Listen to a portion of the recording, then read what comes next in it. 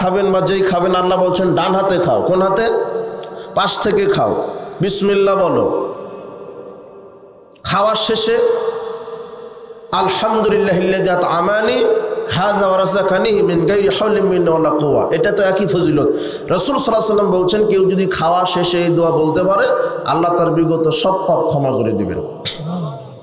তাহলে এগুলি বিধান। আপনি স্ত্রীর কাছে যাবেন, বিবাহ তো করলেন আল্লাহর বিধানে। আল্লাহ বলছেন আগে খুতবা হবে, আগে খুতবা হবে বিবাহের পূর্বে। এরপরে মেয়ের বাপ দুইজন সাক্ষী নিয়ে ছেলের সামনে এইভাবে বলবে, আমার মেয়ে অমুক, এত টাকা মোহরের বিনিময়ে তুমি আমার মেয়েকে স্ত্রী হিসেবে কবুল করো। তখন ছেলে বলবে কাবিলতু, বা আমি কবুল করলাম। ঠিক আছে না? এটা ঠিক আছে না? উকিল ভাড়া করে আনেন,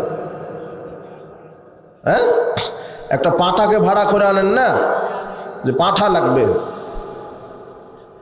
উকিল প্রথা হারাম। ইসলামে কোনো উকিল নাই। কিসের উকিল? উকিল কাকে বলে? দুদিন পর উকিলের সাথে আপনার মেয়ে ভেগে চলে যাবে। ও বলছে কি যে শিক্ষক মানে গুরু, পিতার সমতুল্য। তো শিক্ষকের সাথে ফেটে চলে গেছে আপনার মেয়ে, শিক্ষকের সাথে শিক্ষা সফরে গেছে আপনার মেয়ে। আপনার মেয়ে শিক্ষা সফরে যায়, তো শিক্ষক হলো বাপের মতো। শিক্ষকের সাথে শিক্ষা সফরে কেন? 2 কিলো যেতে পারবে না শিক্ষকের সাথে, হারাম। শিক্ষক হলো গায়রে মাহরাম।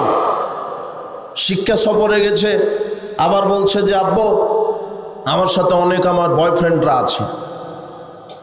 আপনি আবার দোয়া করছেন তাহাজ্জুদ পড়ে যে আল্লাহ আমার মেয়েটাকে জাফলংয়ে পাঠিয়ে দিয়েছি শিক্ষা সফরে।